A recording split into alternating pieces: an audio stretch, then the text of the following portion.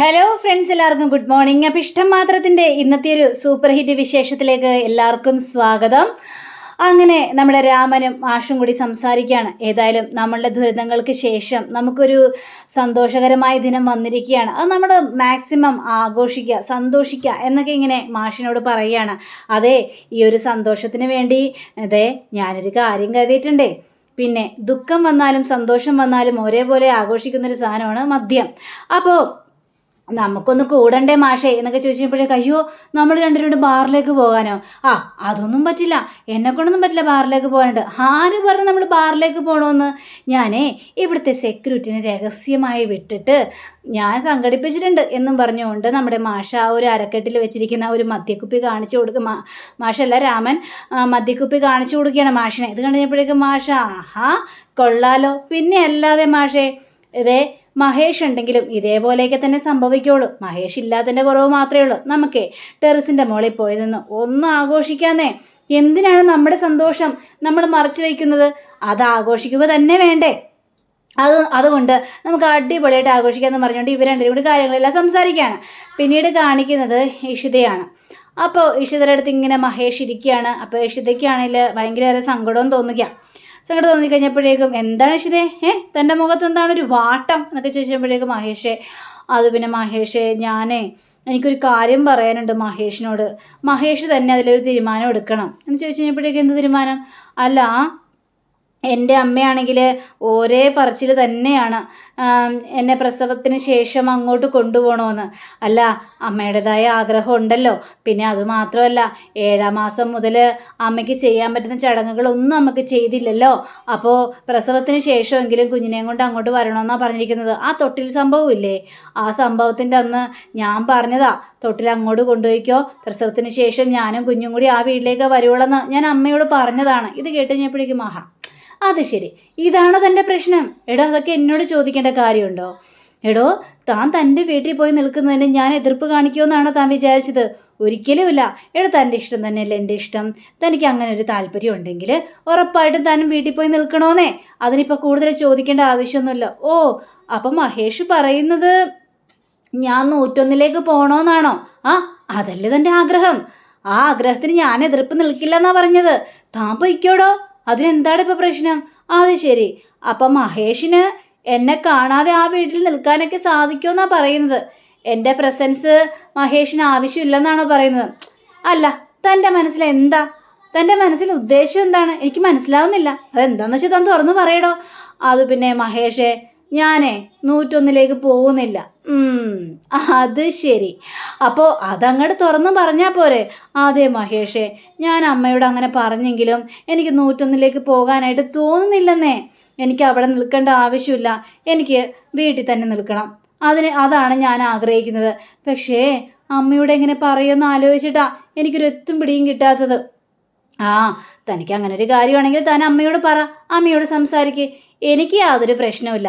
പിന്നെ എൻ്റെയോ ആഗ്രഹം താൻ എൻ്റെ ഒപ്പം നിൽക്കണമെന്നാ.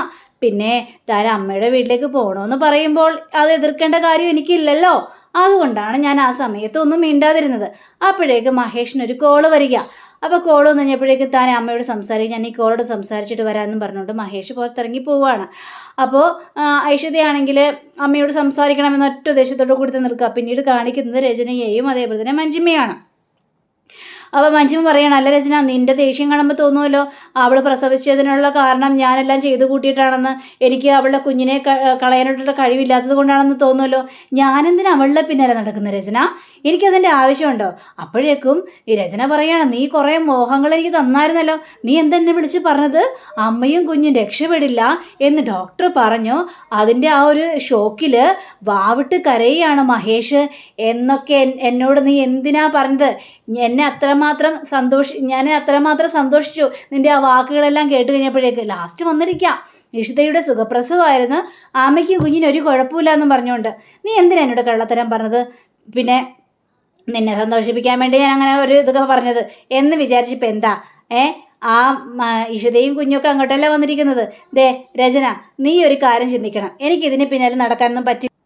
എനിക്ക് എൻ്റേതായ ജീവിതം നോക്കണം, ഞാനതിനുള്ള വഴി ഒപ്പിച്ചിട്ടുണ്ട്. അപ്പോൾ ഇത് കേട്ട രചനയാണെങ്കിലും എന്താടി നിൻ്റെ പറച്ചിൽ കേട്ടിട്ട് നീ നിൻ്റെ ഭർത്താവിനെ ഉപേക്ഷിച്ച് വേറൊരുത്തിനെ കണ്ടതുപോലെ ഉണ്ടല്ലോ എന്നൊക്കെ ചോദിച്ചപ്പോഴേക്കും അതെ, എൻ്റെ ഭർത്താവ് പിന്നെ എന്നെ വേണ്ടല്ലോ, പിന്നെ ഞാനെന്തിനാ അയാൾക്ക് വേണ്ടി കാത്തിരിക്കുന്നത്?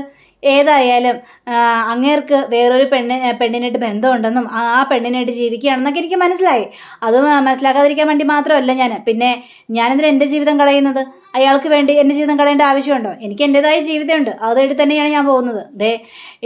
രചന, നിനക്ക് എന്താ സംഭവിച്ചത്? നീ മഹേഷിനുമായിട്ടുള്ള എല്ലാ ബന്ധവും ഉപേക്ഷിച്ച് വേറൊരുത്തിൻ്റെ ഒപ്പം പോയി, എന്നിട്ട് നിനക്ക് സന്തോഷം അനുഭവിക്കാനായിട്ട് പറ്റുമോ? ഇല്ല. നീ മഹേഷിനെ ഓരോ ദിവസം കഴിയും തോറും തകർക്കാനായിട്ട് നോക്കി, നിനക്കതിന് സാധിച്ചോ? അതും സാധിച്ചില്ല. ഓരോ ദിവസം കഴിയും തോറും മഹേഷ് ഉയരങ്ങളിലേക്ക് പോയി. പിന്നെ തൻ്റെ ഭാര്യയിൽ നിന്ന് കിട്ടാത്തൊരു സ്നേഹം വേറൊരു പെണ്ണിനെ കെട്ടിക്കഴിഞ്ഞപ്പോഴേക്കും ആ ഭാര്യയിൽ നിന്നും മഹേഷിന് കിട്ടി. അത് മഹേഷ് ആസ്വദിക്കുകയാണ്. പിന്നെ ഇഷിത കാരണം തന്നെ, ഇഷിതയുടെ ഒറ്റ ലക്ഷ്യം കാരണം തന്നെയാണ് ആദിയെയും അവൾ പിടിച്ചെടുത്തത്. നീ ചിപ്പിയെ ഒരുപാട് സ്വന്തമാക്കാനായിട്ട് നോക്കിയതല്ലേ, എന്നിട്ട് പറ്റിയോ? അതും പറ്റിയില്ല. ഒരു മോനുണ്ടായിരുന്നത്, ആ മോനും കൂടെ പോയി. അതുകൊണ്ടാണ് പറയുന്നതിന് മഹേഷിൻ്റെ പിന്നാലെ നടന്നിട്ടൊന്നും യാതൊരു കാര്യമില്ല. മഹേഷിനെ തോൽപ്പിക്കാനോ ഒന്നും സാധിക്കില്ല. അവനിപ്പം നല്ല കുടുംബജീവിതം നയിച്ച് സന്തോഷത്തോടെ ജീവിക്കുകയാണ്. അതുകൊണ്ട് നീ നിൻ്റെ പാഠം നോക്കി ജീവിക്കുക രചന. ഇത് കേട്ട് കഴിഞ്ഞപ്പോഴേക്ക് രചനയ്ക്ക് കലി വരികയാണ്. ഇല്ല, എന്തൊക്കെ സംഭവിച്ചാലും ഞാൻ അതിൽ നിന്ന് പിന്മാറില്ല. അവൾ ആ കുഞ്ഞിനൊത്തും ജീവിക്കില്ല. അവൾ ആ കുടുംബത്തിൽ നിന്ന് ഇറങ്ങിപ്പോകും, മഹേഷിൽ നിന്ന് ഇറങ്ങിപ്പോകും. അതും ആ കുഞ്ഞിനുമായിട്ട് അവൾ പോകുക തന്നെ ചെയ്യും. അത് ഞാൻ കാണിച്ചു തരാം മഞ്ജിമ നിനക്ക്. അതെ, ഞാനിനി ആകാശിൻ്റെ കൂടെ തന്നെ നിൽക്കും, കട്ട സപ്പോർട്ടായിട്ട് തന്നെ നിൽക്കും ഞാൻ. ആ മഹേഷിൻ്റെ കുടുംബം തകർക്കാൻ വേണ്ടി തന്നെ, ഈ ഇഷിതയെ തകർക്കാൻ വേണ്ടി തന്നെ എന്നൊക്കെ പറഞ്ഞ് ഭയങ്കര വാശിയോട് ഇങ്ങനെ പറഞ്ഞിട്ട് രചന അവിടെ നിന്ന് പോവുകയാണ്. അപ്പോൾ ഇത് കേട്ട് കഴിഞ്ഞപ്പോഴേക്ക് മഞ്ജിമയ്ക്ക് കുറച്ച് സുഖമൊക്കെ തോന്നുകയാണ്. മഞ്ജിമ പറയണം അവളുടെ മനസ്സിൽ ശരിക്കും അങ്ങോട്ട് രക്തം തിളച്ചിട്ടുണ്ട്. ഏതായാലും ഇനി അവൾ പറഞ്ഞതുപോലെ തന്നെ ചെയ്യും, രചനയ്ക്ക് ശരിക്കും കലി കയറിയിട്ടുണ്ട് എന്നിങ്ങനെ മഞ്ജിമ പറയുകയാണ്. അങ്ങനെ പിന്നീട് കാണിക്കുന്നത് നമ്മുടെ ഇഷിതയെ തന്നെയാണ്. അപ്പോൾ ഇഷിതയാണെങ്കിൽ ഒന്ന് ബെഡിലിങ്ങനെ റെസ്റ്റ് ചെയ്ത് കുഞ്ഞിനെയൊക്കെ ഉറക്കി കിടത്തി കഴിഞ്ഞപ്പോഴേക്കും നേഴ്സിനോട് പറയുകയാണ്, മഹേഷ് അവിടെ ഉണ്ടെന്ന് ചോദിച്ചപ്പോഴേക്കും അയ്യോ സാറ് അവിടെ വെപ്രാളം കൊള്ളുക മാഡത്തിനെ കാണാൻ വേണ്ടി, എന്നാൽ മഹേഷിനോട് ഇങ്ങോട്ട് വരാൻ പറയും, എന്തിനാ ഇവിടുത്തെ നിൽക്കുന്നത്, വീട്ടിലേക്ക് പോകാനായിട്ട് പറയാമായിരുന്നല്ലോ എന്നൊക്കെ ചോദിച്ചപ്പോഴേക്കും എനിക്ക് തോന്നുന്നില്ല സാറ് പോകുമെന്ന്, മാഡത്തെ വിട്ട് ഇവിടെ നിന്ന് പോകുമെന്ന് തോന്നുന്നില്ല, ഒരു പ്രശ്നവുമില്ല എന്നൊക്കെ ഇങ്ങനെ പറയാം. എന്നിട്ട് കഴിഞ്ഞപ്പോഴേക്കും എന്നാലും മഹേഷിനെ വിളിക്കുക. അങ്ങനെ മഹേഷ് നേരെ വരികയാണ്. അപ്പോൾ മഹേഷ് വന്നു കഴിഞ്ഞപ്പോഴും കുഞ്ഞു കിടന്നുറങ്ങുന്നു. കണ്ടോ ഇപ്പം തന്നെ കുഞ്ഞിനെ കിടത്തി ഉറയ്ക്കുമോ എൻ്റെ ഇഷിതേ, എന്തിനാ ഇത്ര പെട്ടെന്ന് കുഞ്ഞിനെ കിടത്തി ഉറക്കിയത്? അവൾ ഉറങ്ങട്ടെന്നേ, കുറച്ച് നേരം കഴിയുമ്പോൾ അല്ലെങ്കിൽ ബഹളം ഉണ്ടാക്കും, അവൾ സുഖമായിട്ട് ഉറങ്ങട്ടെ, എന്നാലേ എണീക്കുമ്പോൾ നല്ല ഉഷാറുണ്ടാവുള്ളൂ, അല്ലെങ്കിൽ അവിടെ കിടന്ന് ബഹളം ഉണ്ടാക്കുമെന്ന് ചോദിച്ചപ്പോഴേക്കും അവൾ ബഹളം ഉണ്ടാക്കട്ടെ, അതിനു വേണ്ടിയാണല്ലോ കുഞ്ഞിൻ്റെ കരച്ചിലും തല്ലുപിടുത്തവും ബഹളമൊക്കെ കാണാൻ വേണ്ടിയില്ല നമുക്കൊരു കുഞ്ഞിനെ വേണമെന്ന് ആഗ്രഹിച്ചത് എന്ന രീതിയിൽ തന്നെ പറയാം. അല്ല മഹേഷ് എന്തുദ്ദേശത്തിലൂടെ നിൽക്കുന്നത്? മഹേഷ് വീട്ടിലോട്ട് പോയിക്കോ, അവിടെ ആ ഒരു എപ്രാളം കൊണ്ടിരിക്കുകയല്ലേ, അതുകൊണ്ട് മഹേഷ് ഇവിടെ നിൽക്കേണ്ടെന്നേ. ആഹാ, എന്നെ പറഞ്ഞു വിടാനപ്പോൾ ധൃതിയായല്ലേ? അതുകൊണ്ടല്ല മഹേഷേ, രണ്ട് അമ്മമാരും മഹേഷിനെ കുറിച്ച് ഓർത്തിട്ട് ഭയങ്കര ടെൻഷനാണ്. അല്ല എന്തു പറഞ്ഞു തൻ്റെ അമ്മ? എങ്ങോട്ട് പോകാനാണ് നിശ്ചയിച്ചിരിക്കുന്നത്? 100ലേക്കോ 101ലേക്കോ? അല്ല ഞാനെന്നാൽ 101ലേക്ക് പോയാലോ? 101ലേക്ക് പോകാൻ തന്നെ ആഗ്രഹമാണെങ്കിൽ പോകാം. അത് ശരി, അപ്പം എന്നെ അങ്ങോട്ട് പറഞ്ഞു വിടാനാണല്ലേ? എടോ താൻ അങ്ങോട്ട് പോകില്ല എന്നും തൻ്റെ അമ്മയെ താൻ സംസാരിച്ചെന്നും എനിക്ക് മനസ്സിലായി. താൻ 100ലേക്ക് തന്നെ വന്നെന്ന് എനിക്ക് മനസ്സിലായി. അതെങ്ങനെ മഹേഷിന് മനസ്സിലായെന്ന് ചോദിച്ചപ്പോഴേക്ക് ഞാനിപ്പോൾ പ്രിയാമണി അമ്മയെ കണ്ടായിരുന്നു. ഞാൻ സംസാരിച്ച് കഴിഞ്ഞപ്പോഴേക്ക് പ്രിയാമണിയുടെ അമ്മയുടെ മുഖമില്ലേ ഇങ്ങനെ എന്നിരിക്കുകയാണ്, ഒന്നും എന്നോട് പറയുന്നില്ല. എന്നോട് ഭയങ്കര ദേഷ്യം കാട്ടിയിട്ടാണ് നിൽക്കുന്നത്. പാവമ്മ, അമ്മ അത്രയ്ക്ക് ആഗ്രഹിച്ചതാണേ, പക്ഷെ അമ്മ എന്തെങ്കിലും പറയട്ടെ എന്ന് ഞാനും കരുതി. എനിക്ക് ഏതായാലും മഹേഷിൻ്റെ പ്രസൻസ് വേണം, അല്ലാതെ എനിക്ക് ആ വീട് ജീവിക്കാനായിട്ട് പറ്റില്ല. പിന്നെ ഞാനങ്ങോട്ട് പോയി കഴിഞ്ഞാൽ മഹേഷ് ഓടി ഓടി എൻ്റെ വീട്ടിലേക്ക് വരില്ലേ, ഭാര്യ വീട്ടിലേക്ക്. എന്താ അങ്ങോട്ട് വന്നാൽ എനിക്കെന്താ അങ്ങോട്ട് വരാൻ പാടില്ലേ? എൻ്റെ ഭാര്യ വീട്ടിൽ വന്ന് ഞാൻ എൻ്റെ ഭാര്യയെ എന്നും കാണും, ചിലപ്പോൾ അവിടെ താമസിച്ചൊന്നും ഇരിക്കും. അയ്യടാ അതിപ്പോൾ അങ്ങനെ വേണ്ട, ഞാനേ എങ്ങോട്ടും പോകുന്നില്ല, ഞാൻ 100 തന്നെയാണ് താമസിക്കാനായിട്ട് പോകുന്നത്. ആയിക്കോട്ടേന്നേ, എങ്കിലേ മഹേഷ് ഇവിടെ നിന്ന് പോയിക്കോ, ഏതായാലും അമ്മ ഇവിടെ ഉണ്ടല്ലോ, പിന്നെ എന്തിനാ ടെൻഷൻ അടിക്കുന്നത്? മഹേഷ് അവിടെ പോയി പിള്ളേരുടെ കാര്യങ്ങളൊക്കെ ഒന്ന് നോക്കിയിട്ട് വാ എന്ന് മഹേഷിനോട് പറയാം. പിന്നീട് കാണിക്കുന്നത് നമ്മുടെ രാമനും അതേപോലെ തന്നെ ഈ മാഷിനെയാണ്. അപ്പം മാഷ് തൊട്ടിലും കൊണ്ട് വന്നിരിക്കുക. അപ്പോൾ തൊട്ടിലും കൊണ്ട് തന്നെ ഇതെന്താ മാഷ് തൊട്ടിലും കൊണ്ടൊക്കെ വന്നിരിക്കുകയാണല്ലോ, ഇനി ഇതേ ഇവിടെ ഇരിക്കട്ടെ എന്ന് പറയുകയാണ്. അപ്പോൾ ചിപ്പിമോളൊക്കെ ഓടി വരികയാണ്. അയ്യോ ഇതെന്താ മാഷപ്പൂപ്പൻ തൊട്ടിലും കൊണ്ട് വന്നോ? പിന്നെ അല്ലാതെ തൊട്ടിലും കൊണ്ട് വന്നല്ലോ, ഇതേ കുഞ്ഞാവയ്ക്ക് കിടക്കാൻ വേണ്ടിയാ. അതെ കുഞ്ഞാവ് എപ്പോഴാണ് വരുന്നത് എന്ന് ചോദിച്ചപ്പോഴേക്കും ധൃതി പിടിക്കില്ലെന്നേ, കുഞ്ഞാവ് ഉടനെ തന്നെ വരൂലേ, പിന്നെ എന്തിനാ കുഞ്ഞാവയെക്കുറിച്ച് ഓർത്ത് ടെൻഷൻ അടിക്കുന്നത് എന്നൊക്കെ പറഞ്ഞപ്പോഴേക്കും എനിക്ക് കുഞ്ഞാവയ്ക്കൊരു സമ്മാനം കൊടുക്കണം. സമ്മാനം? കുഞ്ഞാവ് വരുമ്പോഴേ എനിക്കൊരു സമ്മാനം കൊടുക്കണമല്ലോ. അപ്പം നമ്മുടെ ആദ്യം പറയാ, അങ്ങനെ ചിപ്പിമ്പോൾക്ക് സമ്മാനം കൊടുക്കുന്നുണ്ടെങ്കിൽ സ്വന്തം കാശ് കൊടുത്ത് വേണം. എൻ്റെ കാശുണ്ടല്ലോ, എനിക്ക് അമ്മാമ്മ ഒരു കുടുക്ക തന്നിട്ടില്ലേ, ആ കുടുക്കയിൽ ഞാൻ ഒരുപാട് പൈസ കൂട്ടി വെച്ചിട്ടുണ്ട്, ഒത്തിരിയായി. ആ കുടുക്ക പൊട്ടിച്ചു കഴിഞ്ഞാൽ ഇഷ്ടം പോലെ പൈസ കിട്ടും. അപ്പോൾ അതുകൊണ്ട് കുഞ്ഞാവയ്ക്കൊരു സമ്മാനം മേടിക്കാം എന്ന് ചിപ്പി പറയാം.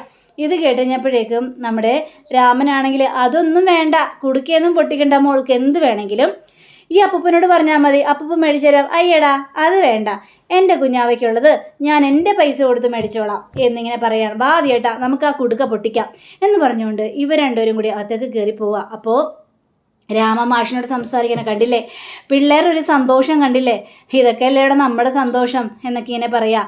പക്ഷേ പ്രിയാമണിക്ക് ഇഷിതയെ അങ്ങോട്ട് കൊണ്ടുവരണമെന്നാണല്ലേ ആഗ്രഹം? ആയിരുന്നു. പക്ഷേ ഇഷിതയ്ക്കാണെങ്കിൽ ഇങ്ങോട്ട് വന്നാൽ മാത്രം മതി. ഒരിക്കലും അവളും അറിയും ഈ കാര്യങ്ങളൊക്കെ. ഇതൊക്കെ ഞാൻ പറഞ്ഞതല്ലേ, പ്രിയാമണി തന്നെ പറഞ്ഞതാ. എടോ പ്രിയാമണി പറഞ്ഞതിൽ യാതൊരു തെറ്റുമില്ല, എല്ലാ അമ്മമാരുടെ അവകാശങ്ങളാണ് അതൊക്കെ തട്ടിത്തെറിപ്പിച്ചതല്ലേ ഇഷിത. ഇഷിതയ്ക്ക് ഇവിടെ നിൽക്കണമെന്നാണ് ആഗ്രഹം, എന്ത് ചെയ്യാനാ, ഇതിൽ ഞങ്ങൾക്കൊരു എതിർപ്പ് വാക്ക് പറയാനും പറ്റില്ലല്ലോ എന്ന രീതിയിൽ പറയണം. അതൊന്നും സാരമില്ലെന്നേ, എവിടെയായാലും തൊട്ടടുത്ത് തന്നെയല്ലേ വീട്, അങ്ങോട്ടും ഇങ്ങോട്ടും വന്ന് തന്നെ കാണാലോ എന്ന് പറഞ്ഞുകൊണ്ട് അവർ തമ്മിൽ ആശ്വാസപ്പെടുത്തുകയാണ്. അങ്ങനെ നമ്മുടെ മഹേഷ് വീട്ടിലേക്ക് എത്തുകയാണ്. മഹേഷ് വീട്ടിലേക്ക് എത്തിക്കഴിഞ്ഞപ്പോഴേക്കും മഹേഷ് നീ വന്നു ഇങ്ങോട്ട്, അത് പിന്നെ ഇഷി തന്നെ അവിടെ നിർത്തുന്നത് പോലില്ല, ഇപ്പം അമ്മയില്ലേ, അതുകൊണ്ട് വീട്ടിലേക്ക് പോയിക്കോളാനാണ് എന്നോട് പറഞ്ഞത്, അതുകൊണ്ട് പിന്നെ ഞാൻ ഇങ്ങോട്ട് പോന്നു. പിന്നെ പ്രിയാമണി അമ്മയ്ക്കാണെങ്കിൽ ഭയങ്കര അരിശയോ, മകളെ അങ്ങോട്ട് കൊണ്ടുപോകാൻ പറ്റാത്ത അരിശം. ഇതേ ഇപ്പം കണ്ടില്ലേ തൊട്ടിലിങ്ങോട്ട് കൊണ്ടുവന്നിട്ടുണ്ട്, ഇനിയിപ്പോൾ അങ്ങോട്ട് അവിടെ വന്ന് നിൽക്കുമ്പോൾ കുഞ്ഞിനെ കിടത്താൻ വേണ്ടിയായിരുന്നു മാഷ് തൊട്ടിൽ മേടിച്ചത്, ഇപ്പം ഇങ്ങോട്ട് കൊണ്ടുവന്ന് തരികയും ചെയ്തു. ഏതായാലും അങ്ങോട്ടും ഇങ്ങോട്ടും നമുക്ക് കൊണ്ടേ കാണിക്കാമല്ലോ അച്ഛാ, നീ പോയതായാലും ഫ്രഷായിട്ട് വാ മോനെ എന്നും പറഞ്ഞുകൊണ്ട് നമ്മുടെ മഹേഷിനെ പറഞ്ഞു വിടുകയാണ്. അങ്ങനെ മഹേഷ് ഫ്രഷൊക്കെ ആയി റൂമിൽ ഇങ്ങനെ മേക്കപ്പ് ചെയ്തുകൊണ്ടിരിക്കുമ്പോൾ രാമൻ അങ്ങോട്ട് കയറി ചെല്ലുകയാണ്. മോനെ ഈ അച്ഛനെ ഭയങ്കര സന്തോഷമുണ്ട്, ഈ അച്ഛൻ്റെ മനസ്സ് എന്തെന്നില്ലാതെ സന്തോഷം നിൽക്കുകയാണ്. ഇപ്പോൾ ഈ വീട്ടിൽ ശാന്തിയും സമാധാനവും സന്തോഷവും ഒക്കെ ഒത്തുകൂടി വന്നിരിക്കുകയാണ് മോനെ, ഇതിനെല്ലാത്തിനും കാരണം നീ തന്നെയാണ് എന്നൊക്കെ ഇങ്ങനെ പറയുകയാണ്. അതെ അച്ഛാ, എൻ്റെ ജീവിതം ഒരുപാട് താറുമാറായപ്പോൾ ഒരവസ്ഥയിലായിരുന്നു. ഇഷിത എൻ്റെ ജീവിതത്തിലേക്ക് കയറി വന്നപ്പോൾ ഞാൻ അടിമുടി മാറി, അവളെൻ്റെ ജീവിതം മാറ്റിമറിച്ചു. ഇപ്പോൾ സന്തോഷം കൊണ്ട് നിറഞ്ഞു നിൽക്കുകയാണ് എൻ്റെ ജീവിതം. പക്ഷേ ഇഷിതയെക്കാളും ഞാൻ ഏറ്റവും കടപ്പെട്ടിരിക്കുന്നത് എൻ്റെ അച്ഛനോട് തന്നെയാണ്. കാരണം ഇഷിത വന്നത് എൻ്റെ ജീവിതത്തിൻ്റെ പകുതിയിൽ വെച്ചാണ്. പക്ഷേ എൻ്റെ ജീവിതം തകർന്ന് തരിപ്പണമായ ഒരു വക്കിൽ നിൽക്കുമ്പോൾ എന്നെ ശാസിക്കാനോ ശിക്ഷിക്കാനോ നിൽക്കാതെ എൻ്റെ അച്ഛൻ എന്നെ കൈ പിടിച്ച് ഉയർത്തി. മോനെ എന്നും പറഞ്ഞുകൊണ്ട് ഓരോ വഴികളും എനിക്ക് കാണിച്ചു തന്നു. ആ വഴിയിലൂടെ ഞാൻ സഞ്ചരിച്ചത് കൊണ്ടാണ് അച്ഛാ എനിക്ക് ഇത്രയും സന്തോഷം ലഭിക്കാനുള്ള കാരണം. പിന്നെ ഇഷിതയും എൻ്റെ ജീവിതത്തിലേക്ക് വരാനുള്ള കാരണം, അതിന് ഒരു കാരണം അച്ഛൻ തന്നെയല്ലേ, അച്ഛനല്ലേ ഇഷിതയെ എൻ്റെ ജീവിതത്തിലേക്ക് കൊണ്ടുവന്നത്. അപ്പോൾ ഇതിലേറ്റവും പ്രധാനം അച്ഛൻ തന്നെയാണ് അച്ഛാ. ഇഷിത എൻ്റെ ഹൃദയത്തിൻ്റെ ഭാഗമാണെങ്കിൽ അച്ഛൻ എൻ്റെ ശരീരമാണ് അച്ഛാ. അതുകൊണ്ട് എനിക്ക് ഏറ്റവും വലുത് എൻ്റെ അച്ഛൻ തന്നെയാണ്. എനിക്കിനി ഒരു ജന്മം ഉണ്ടെങ്കിൽ ഈ അച്ഛൻ്റെ മകനായിട്ട് ജനിക്കണമെന്നാണ് എനിക്ക് ആഗ്രഹം എന്നും പറഞ്ഞ് ഈ അച്ഛനും മകനും തമ്മിലുള്ള ആ സ്നേഹബന്ധം അവിടെ കാണിക്കുകയാണ്. അച്ഛനും ഒരുപാട് സന്തോഷം തോന്നി, രണ്ടുപേരും കെട്ടിപ്പിടിക്കുകയാണ്. അപ്പോൾ അങ്ങനെയും കാണിച്ചുകൊണ്ടാണ് നമ്മുടെ ഇന്നത്തെ റിവ്യൂ ഇവിടെ അവസാനിച്ചിരിക്കുന്നത്. അടുത്ത റിവ്യൂവിനെ കാത്തിരിക്കുക, സബ്സ്ക്രൈബ് ചെയ്യുക. എല്ലാവർക്കും നല്ലൊരു ദിനം ആശംസിച്ചുകൊണ്ട് തന്നെ നമസ്കാരം. താങ്ക് യു സീഗൻ, ബൈ.